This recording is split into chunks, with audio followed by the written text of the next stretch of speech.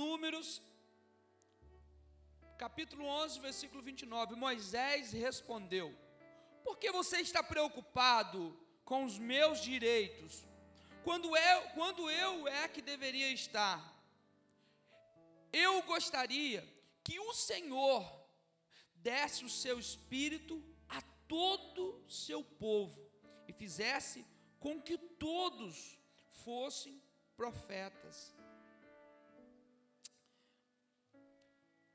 Eu gostaria, preste atenção, que o Senhor desse o seu espírito a todo o seu povo e fizesse com que todos fossem profetas. Senhor, eu te agradeço por esse privilégio, por pastorear essa igreja, porque, Deus, o que seria de um pastor sem uma igreja, Pai? Como seria difícil, ó Deus, mas eu te agradeço, porque o Senhor teve misericórdia, olhou para mim, Deus, e, ó Deus, tem abençoado, e tudo isso não é por causa do meu nome, nunca será. Tudo isso, ó Pai, é por causa do nome do Senhor. Eu reconheço isso, reconheço que agora o Senhor vai me usar, o Senhor vai falar conosco, em nome de Jesus, amém. Gente, quando nós vamos ministrar a palavra, nós recebemos a palavra de Deus, então a cajadada primeiro vem em quem? Em mim, vem muito mais forte primeiro em mim, aí depois a gente se prepara, não é, para pregar para vocês, aí eu prego para quem de novo? Para mim. Então pense em receber 2 vezes essa palavra. Então, se você vai sair daqui hoje, tranquilinho, hoje vai ser bênção de Deus, fique tranquilo, mas Deus quer falar com você aqui hoje, amém? Deus quer falar com você aqui hoje. Eu queria fazer você entender um pouco da realidade, qual é o contexto desse texto que nós lemos aqui hoje. O contexto disso aqui é o seguinte: existia um povo que estava sendo escravizado, com um trabalho muito árduo. Existia um povo que estava sofrendo mesmo por trabalhos cansados e sempre sobrecarregados. Um povo que começou a buscar ao Senhor, até um dia que o Senhor escolhe um homem chamado Moisés, e fala assim para Moisés: Moisés, eu escutei o clamor do povo, eu escutei o grito, eu escutei as orações, eu tenho visto que esse povo está sendo escravizado, eu tenho visto que esse povo, não está vivendo aquilo que eu projetei para ele, aquilo que eu programei, aquilo que eu sonhei para ele. Daí Deus levanta Moisés e fala para Moisés o seguinte: vocês vão sair da escravidão, vocês vão sair do Egito e vão para uma terra, eu vou dar a vocês uma nova terra, eu vou dar a vocês uma terra que manda leite e mel, eu vou dar uma terra, Moisés, olha, vai acontecer um fato maravilhoso, a terra vai combinar com vocês, a terra é maravilhosa e vocês são maravilhosos, vocês não nasceram para viver isso aí, então eu vou preparar para você um lugar maravilhoso. E aí Deus dá uma visão a Moisés, só que tem o seguinte: tem a terra, tem um lugar onde você vai chegar, só que você sabe, né, irmãos, não existia teletransporte, né? Isso é só em desenho animado. Lá do Dragon Ball, aí, os irmãos já viram isso aí, né? Muda aqui, vai para outro lugar. Não tem isso, tem que caminhar. E aí tinha que passar por onde? Pelo deserto. Deserto, fala assim, deserto. Aí, todo mundo sabe o que é deserto, ninguém quer esse negócio, todo mundo tem pavor de deserto. Quando alguém fala para você deserto, você fala assim, sofrimento. Quando alguém fala assim, estou passando por um deserto, você já pensa logo na hora, essa irmã está sofrendo, esse irmão está sofrendo. O deserto na nossa linguagem aqui cristã é dizer assim, eu estou sofrendo, está sendo difícil, a minha caminhada está sendo complicada, muitas tentações, muitas provações, olha, nada está dando certo na minha casa, nada está dando certo na minha família, eu estou no deserto. E aí o povo tinha que passar pelo deserto, tinha que passar. Deus não programou o deserto para ser morada de ninguém. Deus não programou o deserto deserto para ser a morada deles. Talvez muitos no caminho olharam para o deserto, não é? Olharam para aquilo ali e começaram a sofrer, porque o caminho do deserto, irmãos, era um caminho vazio. Por mais que eles sofriam lá no Egito, mas no deserto, irmãos, não tinha um conforto para dormir. No deserto não tinha uma caminha legal. No deserto não tinha, sabe, uma estadia boa. Não tinha nada disso. Não tinha uma comida maravilhosa, não tinha uma picanha. Nem tem, sabe? Mas Deus não tinha preparado o deserto para o povo. O que Deus tinha preparado para o povo era a terra E isso você está aqui comigo. Você é inteligente, já conhece essa história. E aí vamos lá, pensa comigo. Eles estão caminhando na terra prometida, mas no deserto eles começaram a questionar a Deus.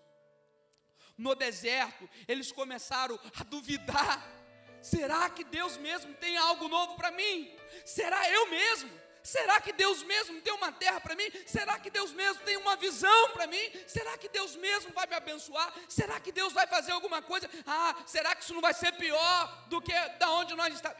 Irmãos, eles começaram a questionar. A realidade é que eles começaram a viver uma insatisfação com aquilo que Deus estava dando.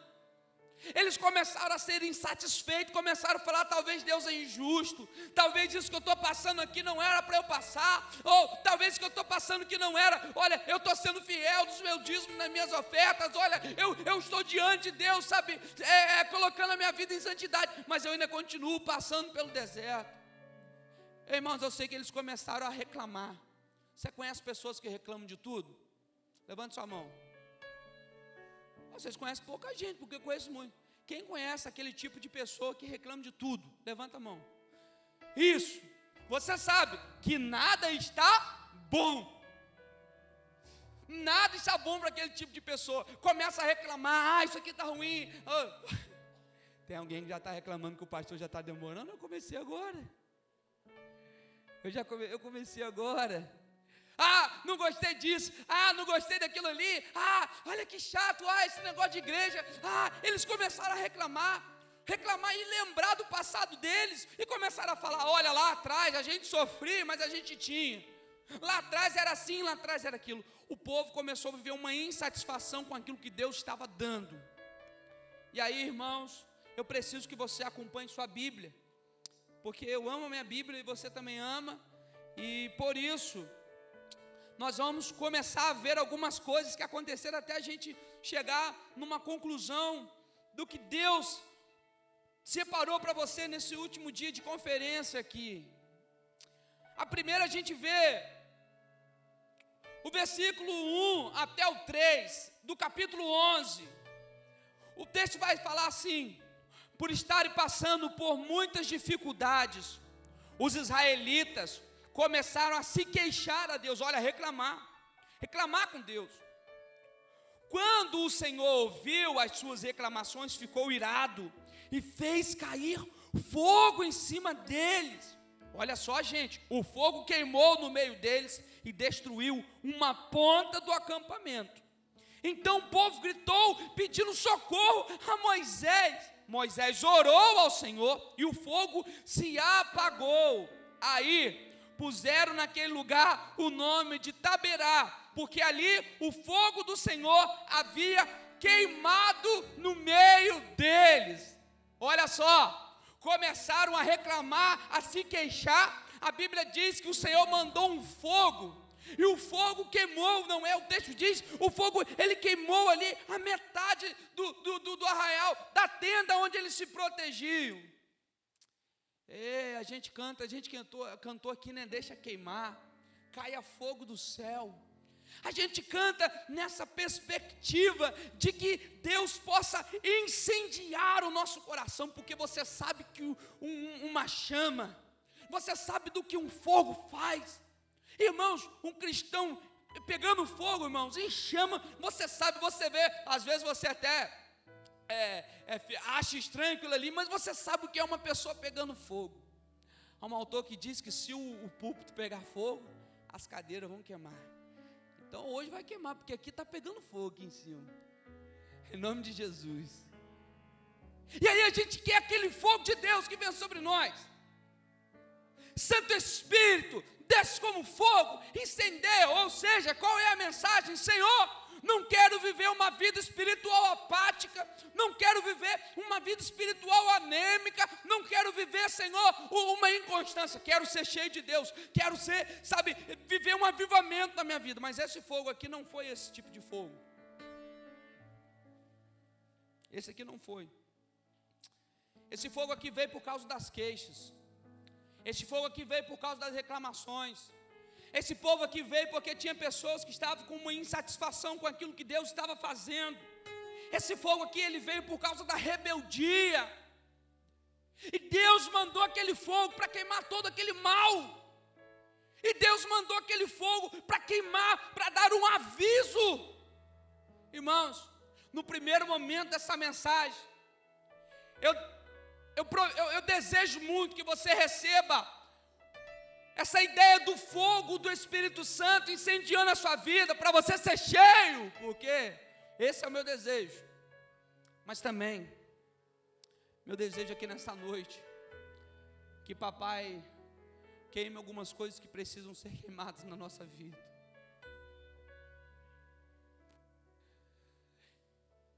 Irmão, você já botou alguma coisa no fogo, e de repente, nossa, não era para queimar isso aí, e tentou recuperar? Já fez isso? Às vezes nós fazemos isso com a nossa vida. Às vezes a gente vem para um culto desse, é ministrado por Deus.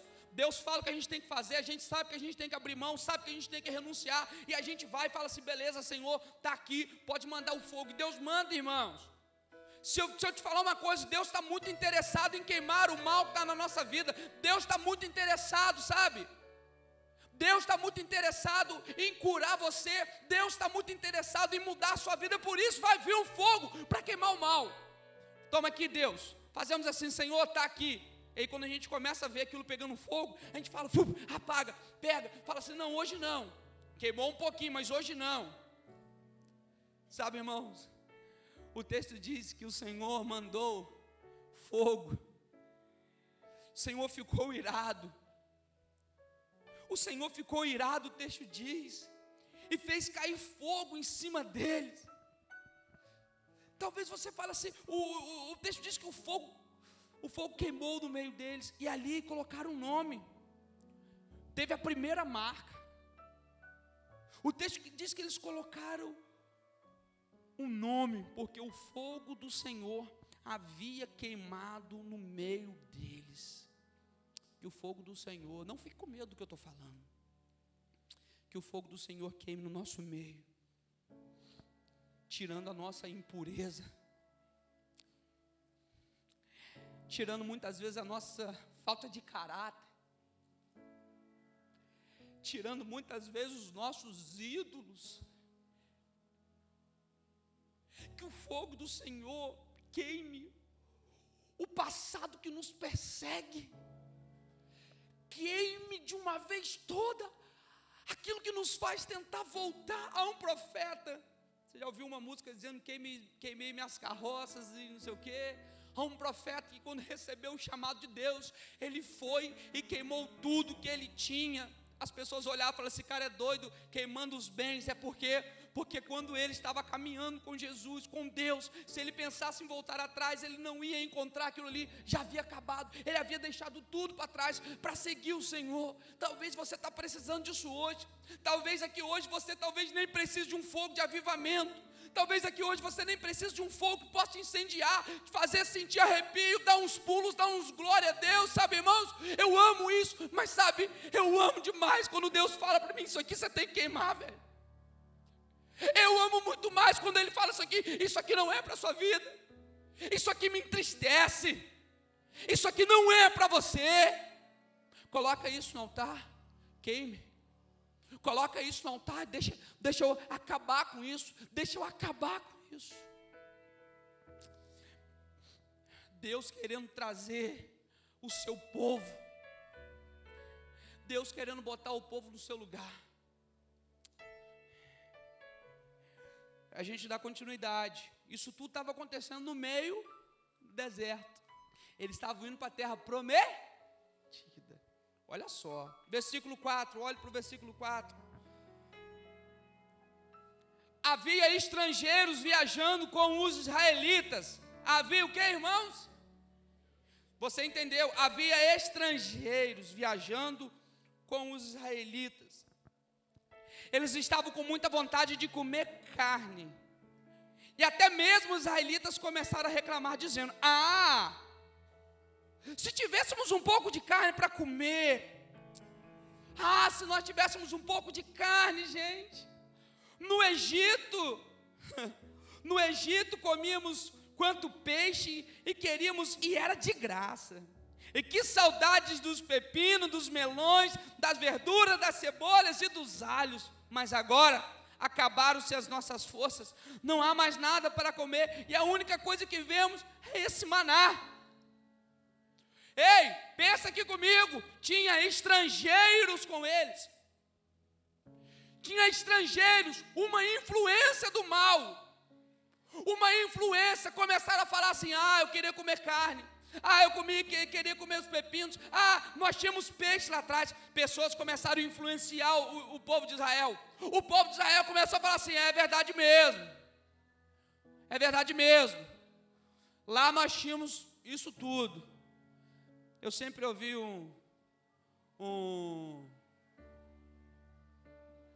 um exemplo, vem cá, Léo, sobre influência. Segura minha mão aqui. O que é mais fácil? Léo me puxar aqui para baixo ou eu puxar ele para cima? Para baixo, não é? Para baixo. Começaram a influenciar o povo de Israel. Pessoas do mal. O que pode acontecer se pessoas do mal começarem a te influenciar?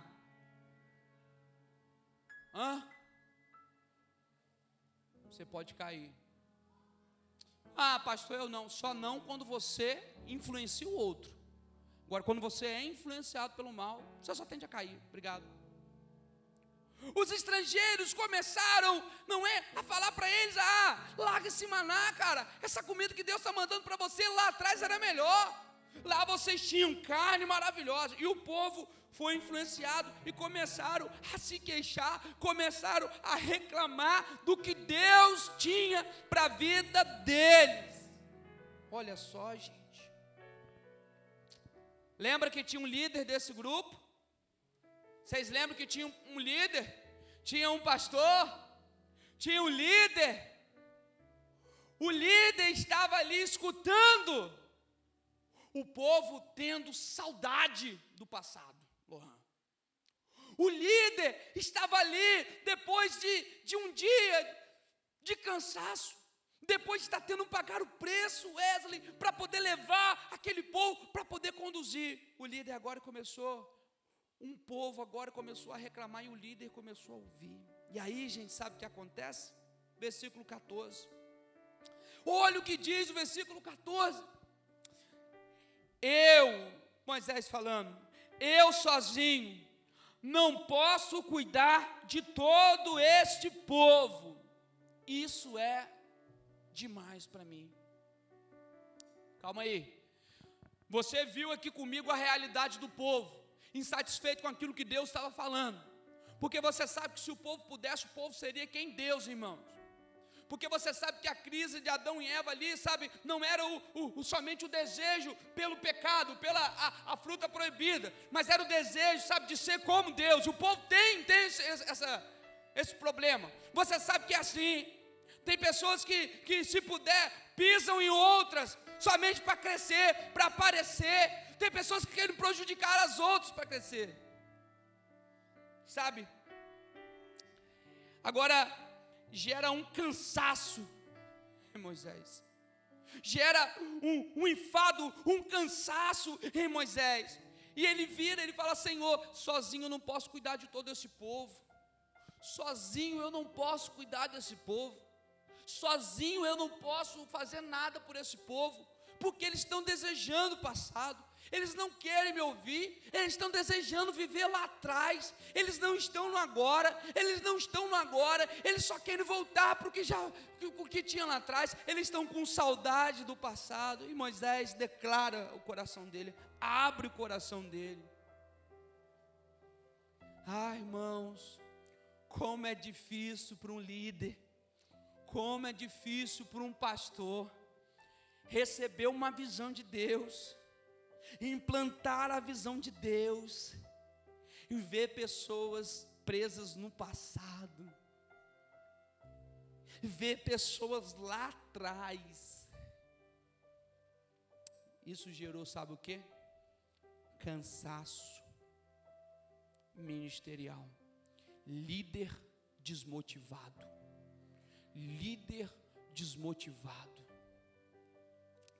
Estava conversando hoje com o Léo, com a Stephanie, minha linda esposa, e com o PH, falando de quando nós chegamos para cá. A gente já vai fazer 5 anos agora em novembro. E quando nós chegamos para cá, e a gente nem sabia o que estava pela frente, mas como eu via pessoas nos olhos, sem sonhos. E muitas das coisas aqui, irmãos, muitas coisas mesmo, quando nós nos levantamos para fazer, alguém chegava e falava assim, conhece a palavra? Nós já fizemos isso lá atrás e não deu certo. Lá atrás já teve isso, pastor. Nós já fizemos isso lá atrás. Irmãos, aquilo, estava falando com o Léo, não sei como que eu consegui romper isso tudo. Aquilo desmotivava. Eu ia para casa assim, Deus já tinha me dado a visão, Deus já tinha me mostrado como seria, mas aí, aquela palavra, não, eu já vivi isso aí não... gerou cansaço. Mas olha,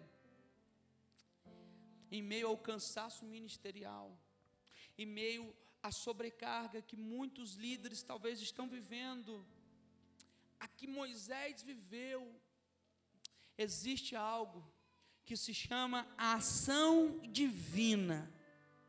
E essa ação divina é quando Deus, Ele começa a agir. Moisés abre o coração dele e Deus começa a agir. Deus fala assim: epa, a igreja é minha. Não foi o pastor Livelto que morreu pela igreja. E é bom que a gente, como pastor, entenda isso. O pastor não tem que morrer pela igreja, gente. Jesus já morreu pela igreja. A igreja é dele. E aí tem a ação de Deus. Tem a ação de Deus sobre o povo dele. E eu queria ler com você. O que Deus falou? O que Deus mostrou para Moisés? Versículo 16. O Senhor Deus respondeu a Moisés: reúna para mim 70 homens, que você sabe que são líderes, entre os mais respeitados do povo de Israel. Leve-os até a tenda sagrada e fique ali com eles. Então eu descerei e falarei com você ali. Tirarei uma parte do Espírito que lhe dei e darei a eles, para que o ajudem no pesado trabalho de cuidar do povo. Olha a ação divina agora. Qual é, pastor? Deus ia derramar o Espírito dele sobre o povo. Sabe o que Deus falou com Moisés? Reúna líderes. Já tinha líderes prontos. Porém, um detalhe: líderes que lideravam sem o Espírito divino. E é isso que Deus falou: Moisés, reúna líderes. Tem pessoas aí que têm uma capacidade maior, tem pessoas aí que são mais para frente, já conseguem agilizar, mas reúna eles que eu vou compartilhar o mesmo Espírito que eu te dei, o mesmo Espírito que eu coloquei. Sabe, irmãos, Deus está me mostrando nesse texto, que liderança, irmãos, pode ser às vezes pela força do nosso braço. Alguém pode falar assim: foi legal, mas vou te falar, liderança do coração de Deus só funciona quando nós recebemos o Espírito, porque é o Espírito que nos capacita, porque é o Espírito Santo, irmãos, que nos faz viver coisas extraordinárias. É o Espírito de Deus que nós precisamos. Nós não estamos precisando de mais um discurso bom, gente. Nós não estamos precisando de mais uma pregação boa. Nós estamos precisando de líderes, de homens e mulheres que tenham o Espírito Santo, e que o Espírito Santo os tem. e que o Espírito Santo os domine, que o Espírito Santo os governe. Sabe o que Deus falou? Moisés, junte 70 pessoas e eu irei capacitar. Vocês estão aqui comigo? Porque você pode ser uma dessas pessoas que Deus mandou juntar aqui hoje para te capacitar. Porque você pode ser uma dessas pessoas aqui hoje que Deus quer capacitar para ajudar o seu pastor. Pastor, eu nem sou da igreja. Não é você mesmo. É você mesmo. Reúna. Moisés tem que reunir, escolher. Vai lá, reúna. Agora, o texto continua dizendo: diga ao povo o seguinte: purifiquem-se para amanhã. Agora Moisés manda o povo se purificar. Reúna e purifique. Moisés faz isso, irmãos. Chama 70 pessoas. Chama os 70 líderes, escolhe, foi tranquilo. Mandou o pessoal se purificar. O pessoal se purificou. Mas no versículo 21, Moisés entrou, deixou uma dúvida entrar no coração dele. Porque Deus falou o seguinte: eu vou dar a eles carne. Eles estão querendo carne. Eu vou dar a eles carne. Eles querem carne. Eles estão chorando, estão reclamando porque eles querem carne. Moisés virou para Deus e falou assim: ah, Deus, está de brincadeira comigo, né? Eu não estou acreditando. Olha o versículo 21, Moisés diz para Deus: estou levando 600 mil homens, e tu dizes que vais dar a essa gente carne para comer o mês inteiro. Onde haveria tantas ovelhas e vacas para matar, a fim de que todos ficassem satisfeitos? Será que todos os peixes do mar juntos poderiam alimentar essa gente? Moisés tinha 600 mil homens. Deus falou que iria dar carne para eles o mês inteiro. Eles iam comer muito. E Moisés falou assim: não tem como. Não tem como, Deus. Versículo 23. Porém o Senhor Deus respondeu a Moisés: será que eu tenho tão pouco poder? Deus respondeu a Moisés com uma dúvida: olha, Moisés, será que eu não tenho poder para alimentar esse povo? Deus estava querendo dizer assim: Moisés, você não pode, mas eu posso. Você não, Moisés, você não tem poder para isso, mas eu tenho. Eu tenho poder para alimentar qualquer pessoa. Eu tenho poder para isso, eu posso fazer. Será que você consegue entender o que Deus quer te levar aqui hoje? Entender que talvez você não poderá fazer algumas coisas. Talvez entender que você não poderá realizar algumas coisas.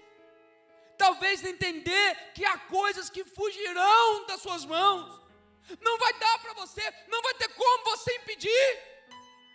Não vai ter como. Ah, mas Deus está falando: Moisés, você não pode, mas eu posso. Eu posso. Você crê que Deus pode fazer? Você crê que Deus pode fazer o impossível acontecer? Você crê que Deus pode fazer o impossível acontecer? Então feche seus olhos e diga assim comigo: eu creio, Senhor, que o impossível pode acontecer. Eu creio no teu poder. Eu creio no Senhor. Amém, amém. Moisés entrou numa dúvida: será que eu posso? Será que Deus pode? Será, Deus, que o Senhor pode alimentar? Versículo 23, Deus respondeu. Olha só, Moisés, será que eu tenho tão pouco poder assim? Lembra que Deus tinha mandado Moisés separar quantos líderes? 70 líderes. Agora, olha o que acontece nesse texto. Olha que coisa extraordinária. Versículo 25 diz assim: aí o Senhor desceu na nuvem e falou com ele. Deus tirou uma parte do Espírito que tinha dado a Moisés e deu aos seus 70 líderes. Quando o Espírito veio sobre eles, eles começaram a falar alto como profetas, porém isso durou pouco tempo. 2 dos 70 líderes ficaram no acampamento e não foram até a tenda sagrada. Um se chamava Eldade, o outro Medade. O Espírito veio sobre eles, e eles também começaram a falar alto como profetas. Então o rapaz foi correndo contar que Eldade e Medade estavam profetizando no acampamento. Aí Josué, filho de Num, que desde a sua mocidade era auxiliar de Moisés, foi logo dizendo: Moisés, meu chefe, não deixe que eles façam isso. E aí foi onde Moisés respondeu para eles: isso é problema meu. Foi onde Moisés respondeu dizendo assim: quem me dera, se Deus desse do Espírito dele para todo Arraial. E é aqui que eu queria que você pensasse comigo hoje, porque aqui tem um desejo do povo, o desejo do líder. Gente, olha o que acontece. Dos 70, 2 falaram assim: eu não vou na tenda. Não sei porquê, gente, não sei, não me pergunte. 2 falaram assim: ó, não vou e não. Ficaram em casa. Ei, 2 ficaram em casa. 68 foram lá. O texto diz que quando eles estavam na tenda, o Espírito Santo veio e eles começaram a profetizar. Eles começaram a profetizar em voz alta, recebendo de Deus o Espírito para capacitar, para ajudar Moisés. Só que 2 não foram para lá. O texto diz que os 2 também receberam a porção do Espírito, começaram a profetizar. Os 2 que estavam ali, tinha outras pessoas que não tinham recebido o Espírito, que viu que esses 2 não estavam onde Deus mandou, e foram lá, e olharam, e foram correndo, falar para Moisés: Moisés, olha aqui, aqueles 2 não estão lá na tenda, e eles estão profetizando, eles também receberam a porção do Espírito. Mande eles pararem, mande eles calarem a boca, mande eles pararem. Sabe, o desejo do povo era mandar eles parar. Sabe qual era o desejo do líder? O desejo de Moisés foi o seguinte: ah, meu filho, quem me dera que não só esses 2, mas que todo mundo, 600.000, todo mundo fossem profetas. Ah, quem me dera que todo mundo profetizasse. O desejo do líder era esse. Quem me dera que se levantasse mais gente. Quem me dera que o Espírito de Deus pegasse outras pessoas. Quem me dera que o Espírito de Deus, sabe, entrasse na vida de outras pessoas e levantasse mais líderes, e levantasse mais homens, mais mulheres de Deus, sabe? Deixa eu te falar uma coisa. Tem gente que vai se incomodar.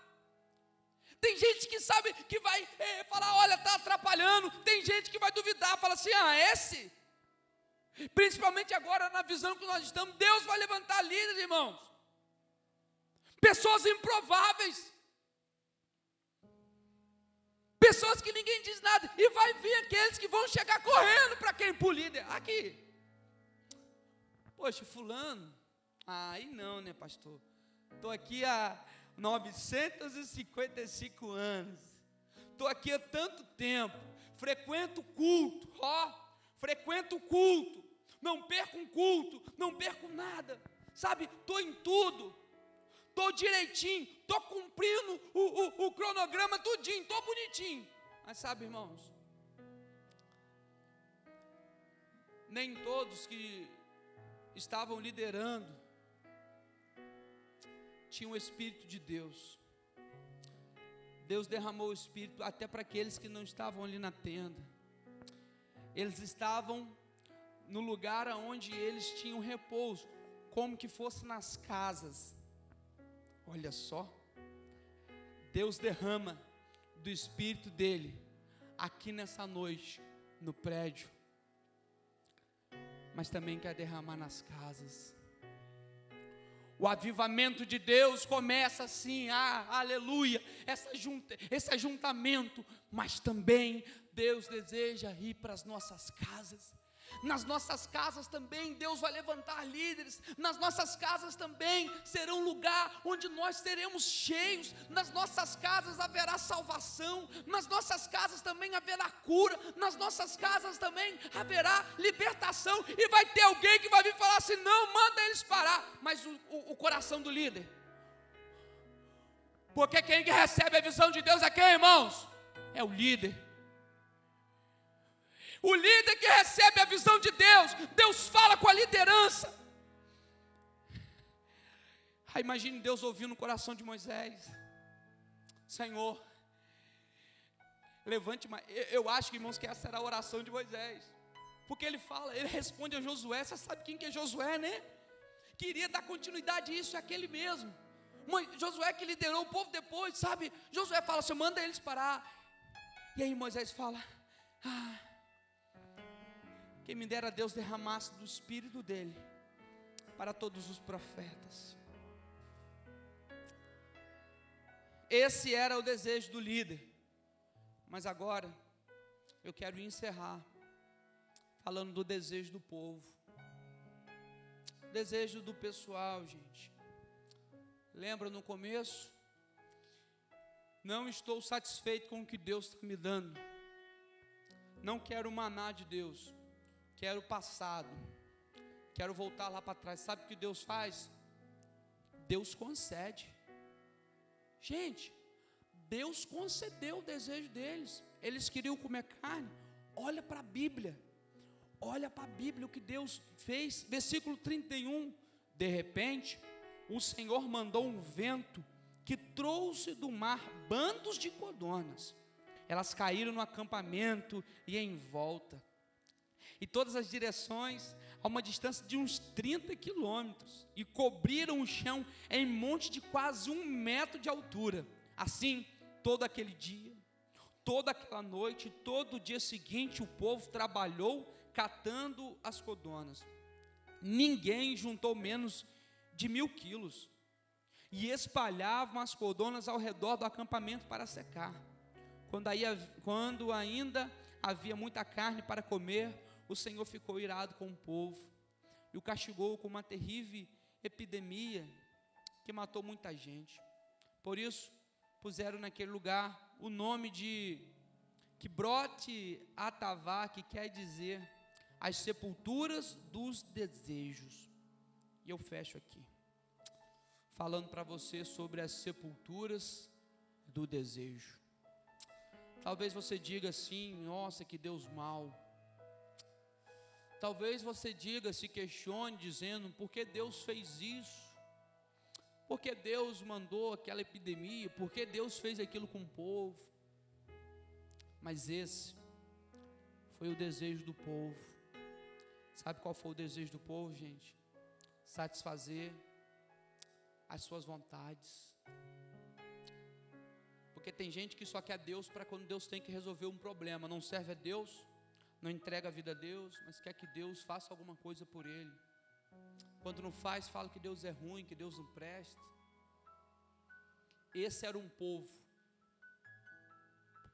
Esse era um povo que se denominava servos de Deus. E se Deus tem que começar a fazer alguma coisa, Ele começa pelo povo dele. As mãos que levantam, os joelhos que se dobram. Colocaram um nome daquele lugar: sepultura dos desejos. Sepultura dos desejos. Meu irmão, minha irmã, você quer morrer na sepultura dos desejos mesmo? Você quer ficar na sepultura dos desejos mesmo? Deus disse: vocês querem carne? Tome, vai lá.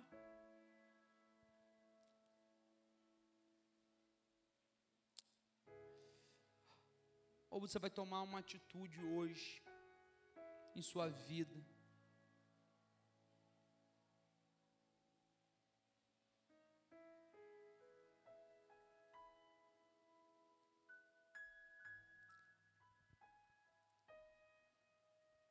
qual é a vontade de Deus para você.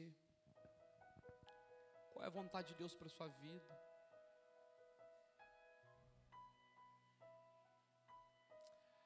Às vezes nós nos perdemos no caminho e o culpado não é o diabo. Pastor, o diabo me atrapalhou, o diabo é culpado de tudo. Às vezes o culpado não é ele, o culpado somos nós. É os nossos desejos carnais. Os nossos desejos carnais. Um abismo puxa o outro. Desde o dia que ele se entregou na cruz, até o momento da sua ressurreição, ele estava declarando uma mensagem para a sua igreja.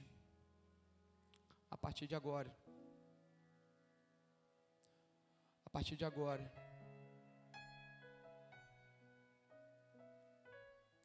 não é a sepultura dos desejos que determina o seu fim. A partir de agora, eu venci a morte e vocês poderão alcançar a vida em abundância. A vida para você aqui hoje. A vida para você aqui hoje. Que os nossos desejos carnais sejam queimados aqui nessa noite. Que a nossa vida pecaminosa, arrependimento mentiroso, que às vezes é remorso, que às vezes não tem nada de arrependimento, que isso seja queimado. Olha aqui, Deus tem vida para mim, vida em abundância. Deus tem vida para você, meu filho, vida em abundância. Vamos acordar. Está na hora da gente acordar e falar: meu Deus, quanto tempo que eu perdi. Para de ficar desejando o seu passado. Se você está aqui e o seu passado não te matou, glória a Deus. Se o teu passado não acabou com você, glória a Deus, tem vida aí. Existe vida de Deus para mim, existe vida de Deus para você. Deus não quer que sua vida termine na sepultura dos desejos. Mas talvez aqui hoje morra o velho homem. Morra o velho homem. Que o velho homem hoje não saia daquela porta. Que o velho homem hoje morra, gente. Mas que nasça uma nova pessoa aí. Que nasça uma nova mulher aí. Que nasça um novo homem aí. Que nasça uma pessoa cheia de vida, de vontade, de desejo. Que nasça um líder aí.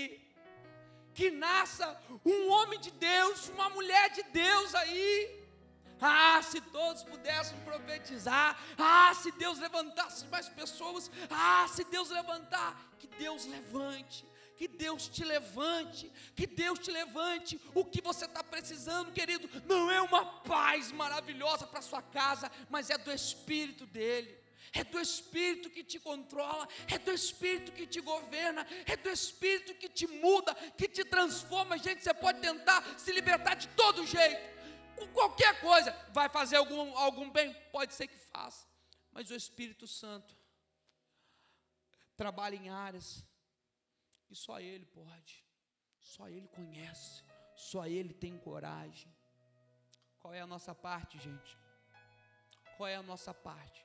É não fugir, é não se esconder. A nossa parte é não correr de Deus.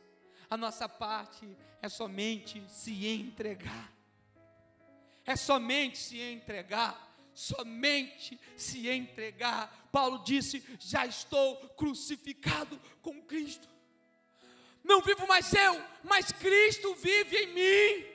Cristo vive em mim. Será que Cristo vive em mim? Será que Cristo vive em você? Será que Cristo vive em nós, queridos?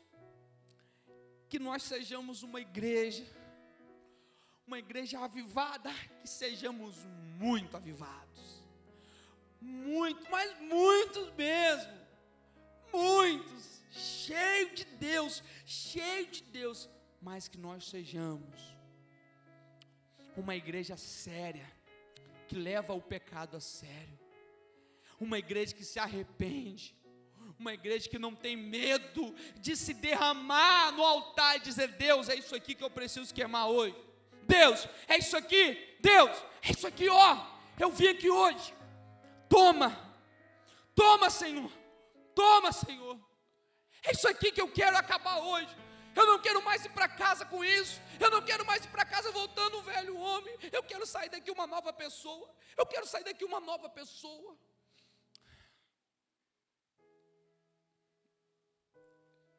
Se você deseja isso, eu queria orar por você.